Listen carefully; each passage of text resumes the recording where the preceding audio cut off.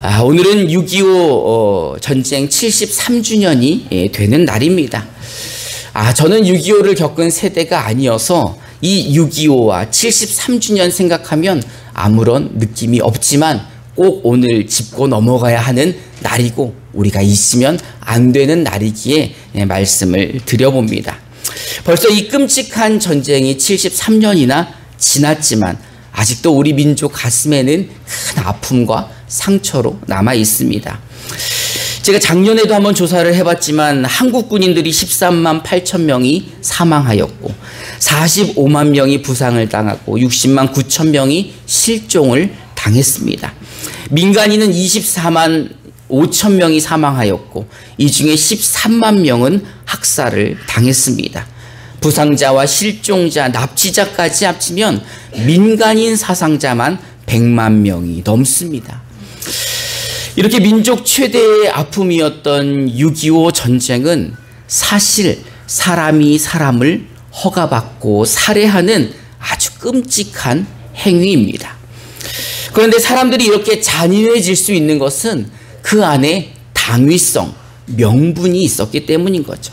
상대방을 적으로 설정하고 살해를 정당하게 인정함으로써 서로에게 자비를 베푸지 않습니다. 무자비하게 서로를 살해하는 아주 무서운 사건인 거죠. 73년이나 지났지만 그 아픔과 슬픔은 우리 민족 가슴에 그대로 상처로 남아 있습니다. 오늘 본문에 등장하는 사울이라 하는 바울도 이런 당위성을 가지고 예수 믿는 자들을 잡아 죽이며 박해하던 그런 사람입니다. 오늘 본문에 등장하는 사울은 이름이 두 개입니다. 이 사람은 원래 이름이 두 개인 사람입니다. 이 사람은 순수 히브리 사람이었지만 그가 태어난 것은 로마였습니다. 당시 로마의 속국이었던 소아시아 남부 길리기아의 수도 다소에서 그가 태어났습니다. 지도를 잠깐 보시면 저기가 길리기아 다소입니다. 예루살렘에서 그리 멀진 않지만 그 당시에는 저기까지가 로마의 땅이었었죠.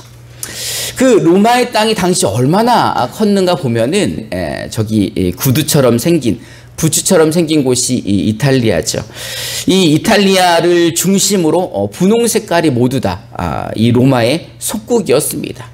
이제 그 중에서도 이 길리기아 다소라는 곳은 오랫동안 로마의 속국이었기 때문에 이곳은 그냥 로마로 인식이 되어서 그 다소에서 태어나면 그냥 로마 시민권을 얻게 되는 겁니다. 자유의 신분이 되는 거죠. 그러니 바울은 다소에서 태어났으니까는 어디식 이름이 있었을까요? 로마식 이름이 있는 거예요. 그래서 로마식 이름은 바울이었고, 그럼 이 사람은 로마에서 태어났지만 원래 어디 사람이라는 거예요? 순수한 히브리 사람, 유대인이었기 때문에 유대식 이름이 있었던 거죠. 그 유대식 이름은 사울이라는 겁니다. 그러니 원래 고향이었던 유대인의 이름 사울이 있었고 태어난 곳 이 로마식 이름 바울이 있었다는 겁니다. 근데 그 은혜롭게 해석하는 분들은 사울은 큰 자, 바울은 작은 자니 예수님 만나기 전에는 사울이었고 예수님 만난 후에는 바울이었다.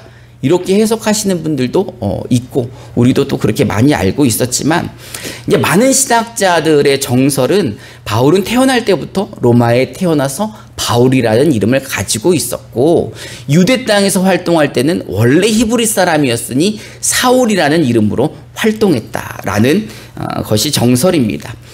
바울이 가말리아 문화에서 공부하던 시절 이름은 무엇이었을까요? 사울이었겠죠. 유대 사회에서 살고 공부하고 있으니까. 유대 공회의 공회원으로 활동할 때도 이름이 사울이었습니다.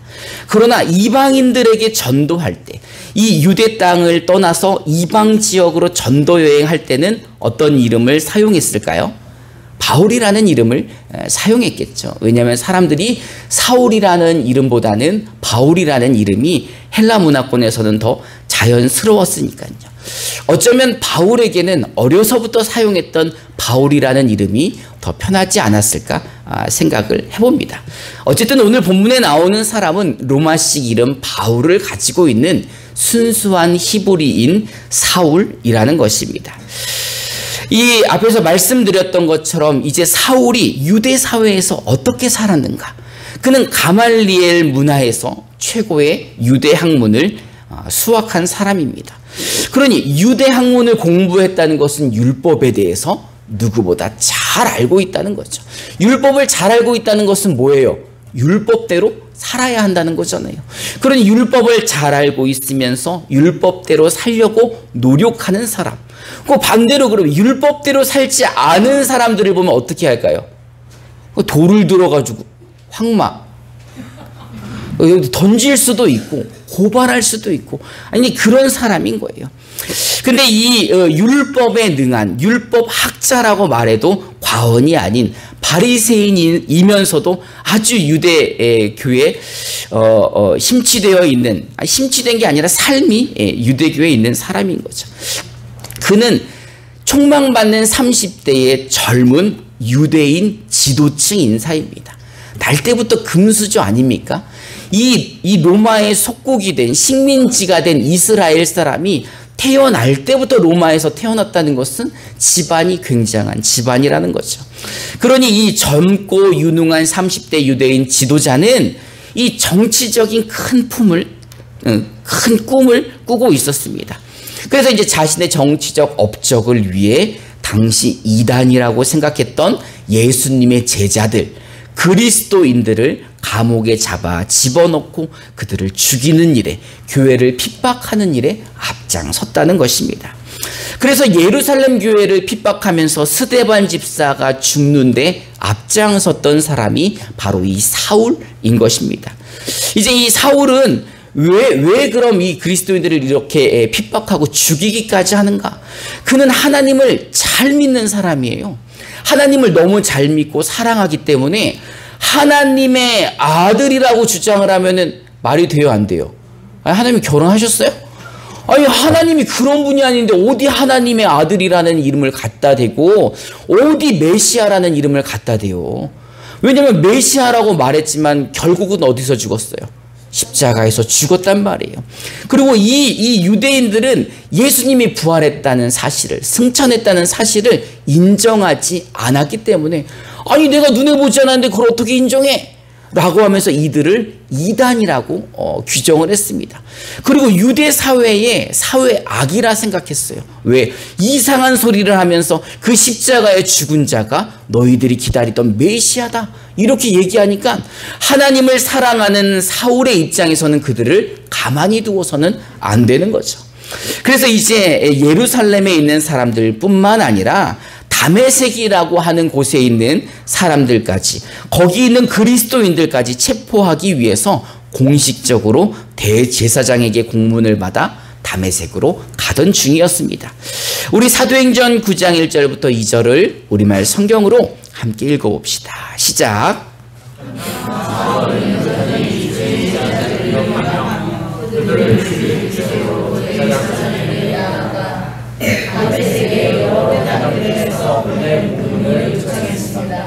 거기서 그를 따르는 사람을 만나기만 하면 남자와 여자를 가리지 않고 잡아다가 예루살렘으로 끌고 오기 위해서였습니다. 아멘. 여러분 그 정치에 심취되어 있는 사람을 만나보셨습니까?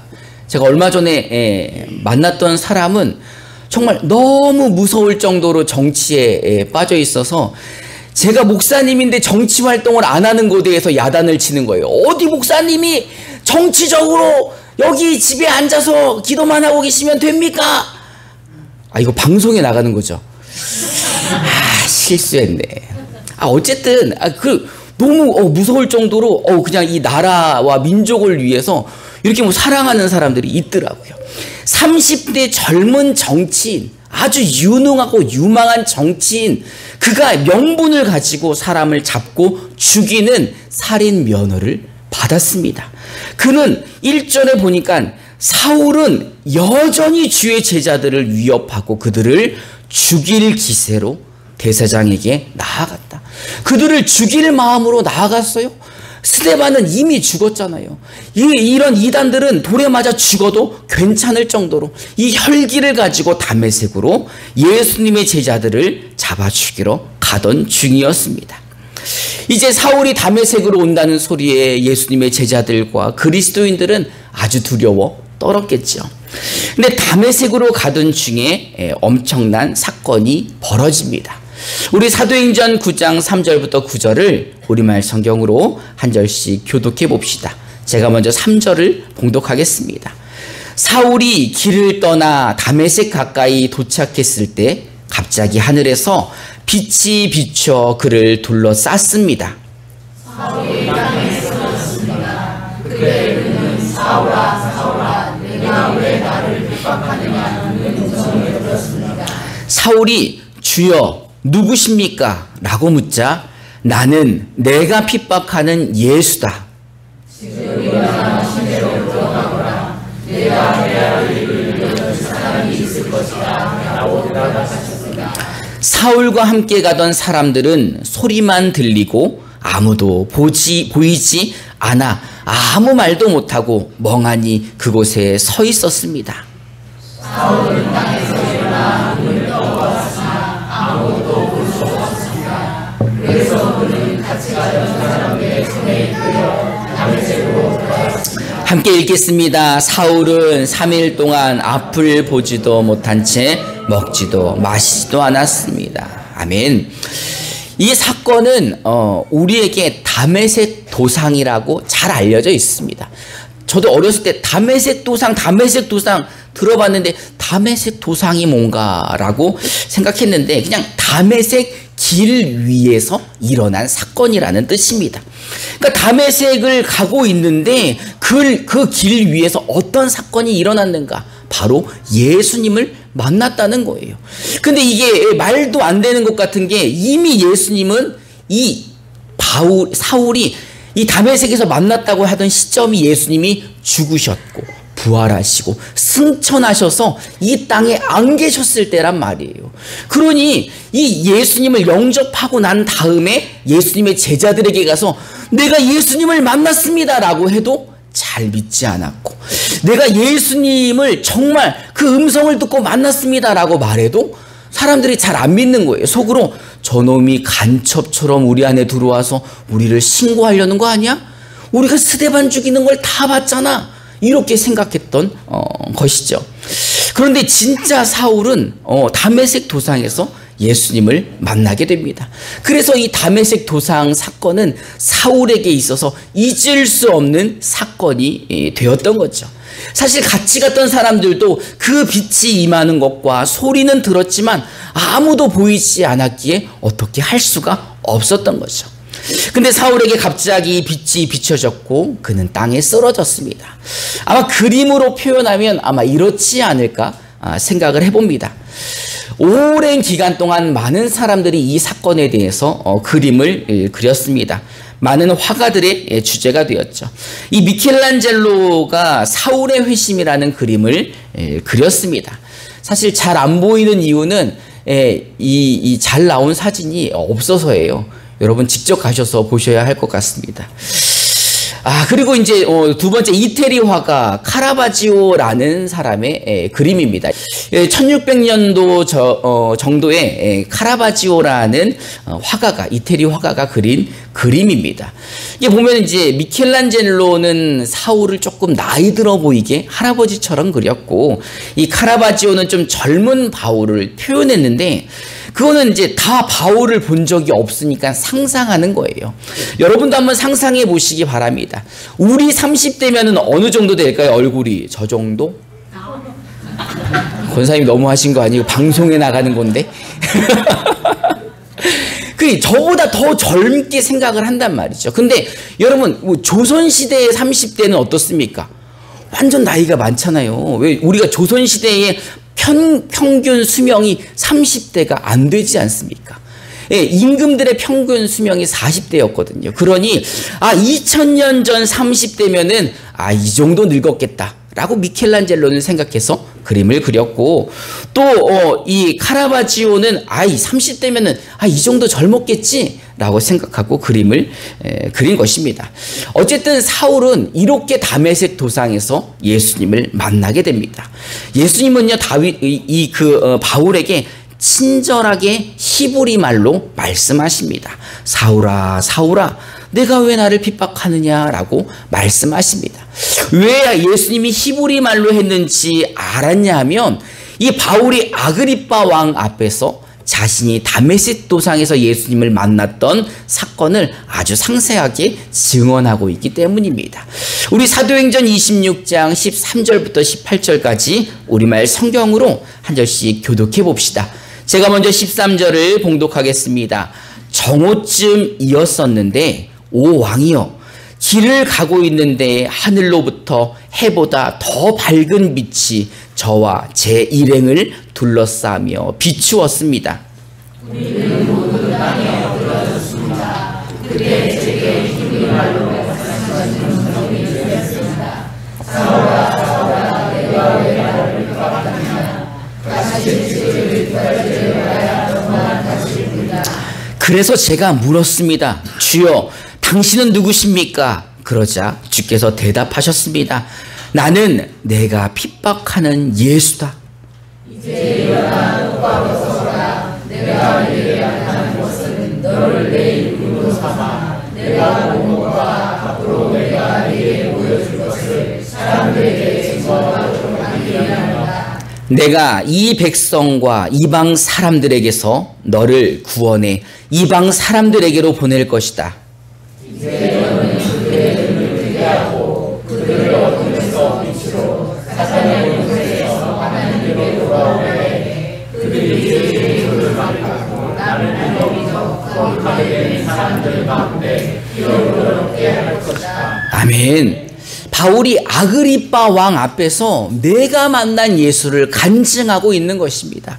다메섹으로 예수님의 제자들을 잡아 죽일 마음으로 갔었는데 예수님께서 다메섹 도상까지 친히 자신에게 오셔서 만나주시고 히브리 말로 사울아, 사울아, 너 왜 나를 핍박하냐라고 말씀하셨다는 겁니다. 여기서 또 가시채찍을 뒷발질해봐야 너만 다칠 뿐이다 라는 말은요, 찾아보니까 이 헬라와 라틴 세계에 널리 알려진 속담 같은 말이랍니다. 이 말의 본 의미는 신을 대적하는 행동이 어리석고 무모하고 불가능하다라는 뜻이랍니다. 예수님은 하나님의 율법을 준행하며 하나님의 일이라 생각하며 예수님의 제자들, 그리스도인들을 핍박하는 바울, 이 사울에게 이 메시지를 보내는 거예요. 그가 너무 안타까운 거죠. 하나님이 보낸 메시아고 내가 하나님의 아들인데 그것을 알지 못해 이 우매한 일을 하고 있으니 얼마나 안타까우셨겠습니까? 바울이 누구냐고 물어봤을 때 예수님은 나는 네가 핍박하는 예수다라고 말씀하셨습니다. 바울은 이 예수님을 영접하게 됩니다. 왜? 안 믿을 수가 없었어요.